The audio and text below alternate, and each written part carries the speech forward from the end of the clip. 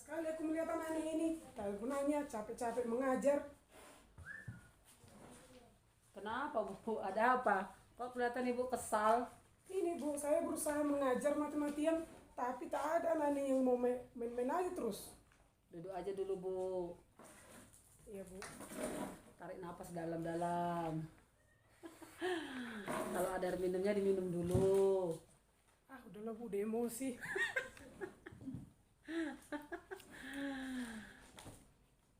Eh, Kalau Ibu gak keberatan, Ibu cerita dulu ada apa sebenarnya. Apa Ibu tidak masuk hari ini? Kebetulan nggak Bu, murid saya lagi olahraga. Ah untunglah. Bisa kita ngobrol Bu, cerita-cerita gitu. Bisa? Ada apa Bu? Gini Bu, saya selalu berusaha mengajari dengan baik. Murid-murid ini tidak mau memberikan perhatiannya terhadap saya. Pada saat saya mengajar, mereka selalu bosan. Bagaimana caranya ya supaya kita mengajar anak-anak itu bisa memberikan perhatiannya dan tidak bosan? Oh gitu Bu. Eh, jadi kalau pas Ibu ngajar, anak-anak itu, murid-murid kita itu tidak memperhatikan Ibu. Terus ketika Ibu ngajar mereka tidak memperhatikan Ibu, bagaimana perasaan Ibu? Ya saya merasa kesal, jengkel, ya sedih lah otomatis Bu. Bagaimana cara murid-murid itu saya mengajari mereka, mereka tidak mau mendengarkan. Capek lah saya Bu menjelaskan bolak-balik. Gitu ya Bu. Sudah pastilah kita kesel ya Bu ya, kita udah capek, udah mempersiapkan materi, tapi ketika kita mengajar anak-anak justru main-main. Sebenarnya bagaimana rupanya cara Ibu mengajar Bu sehingga anak-anak itu merasa bosan Bu? Ya ketika saya mengajar, ya otomatis suara saya sudah kuat. Terus materi saya sudah jelas. Papan tulis saya menulis di papan tulis pun sudah bagus. Tapi anak-anak ini tetap asik mengobrol, bahkan melihat keluar selalu, memperhatikan pandangannya keluar selalu. Oh, padahal menurut saya yang Ibu lakukan itu sudah bagus loh. Ibu sudah memberi materi dengan jelas, mengajar dengan suara yang kuat, yang lantang, terus menulis dengan rapi di papan tulis. Itu sudah, menurut saya sudah sangat bagus Bu. Tapi anak-anak tetap tidak memperhatikan Ibu, gitu ya Bu ya? Iya Bu, jadi saya bingung bagaimana cara saya untuk mengajari anak-anak ini. Hmm, terus selama Ibu mengajar, kira-kira tadi Ibu suara Ibu sudah kuat, materi sudah jelas, terus tulisan Ibu papan tulis juga sudah jelas. Kira-kira dari yang kita ketahui selama ini, misalnya dalam RPP, di antaranya itu yang mana ya Bu yang belum Ibu laksanakan kira-kira Bu? Ya memang saya akui saya belum pernah menggunakan media untuk anak-anak ini. Oh, jadi menurut Ibu harus bagaimana Bu? Ya saya rasa mungkin saya harus mencoba menggunakan media kurasa Bu ya. Misalnya menyediakan gambar-gambar, menyediakan video, menggunakan infokus, terus harus membuat contoh-contoh langsung yang harus mereka bawa. Jadi supaya saya tidak lelah untuk menjelaskan lagi. Bagus sekali tuh Bu.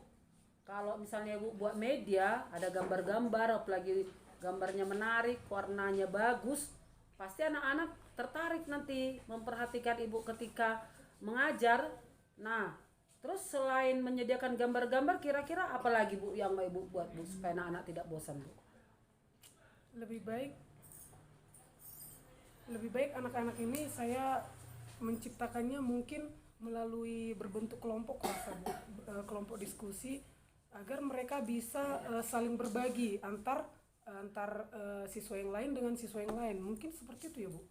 Wah, menurut saya cocok sekali tuh Bu. Tadi kan Ibu sudah sediakan gambar-gambar, sudah buat video. Terus mereka Ibu buat dalam kelompok diskusi. Wah, menurut saya itu sudah bagus sekali tuh Bu. Nah, terus kalau anak-anak Ibu suruh diskusi, apa yang mau Ibu persiapkan Bu untuk diskusi mereka?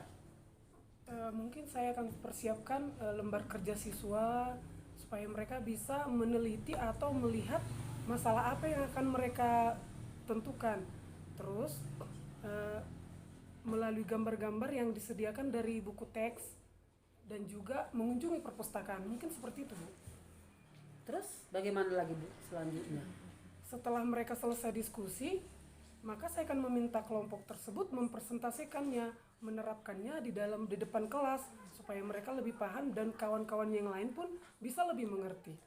Wah, bagus sekali itu Bu. Saya rasa sudah itu suatu cara yang sangat tepat sekali sehingga anak-anak itu tidak merasa bosan dan mungkin lebih fokus kepada materi yang Ibu berikan. Kira-kira Bu, ada nggak kendala yang Ibu hadapi kalau Ibu menerapkan yang Ibu katakan tadi? Mungkin ada sih, Bu. Mungkin dia untuk mendapatkan gambar-gambar inilah, Bu, sama mendapatkan video-video pembelajaran tersebut. Bagaimana caranya ya, Bu? Oh ya juga ya, kalau Ibu sediakan gambar berarti harus kita cari dulu gambarnya Ibu ya. Menurut Ibu, kira-kira siapa yang bisa membantu Ibu untuk mendapatkan gambar-gambar itu Bu? Mungkin saya harus minta kepada teman atau bahkan operator mungkin ya, Bu. Oh, keren juga itu Bu rencana Ibu. Nah, apa-apa saja tadi rencana Ibu itu Bu?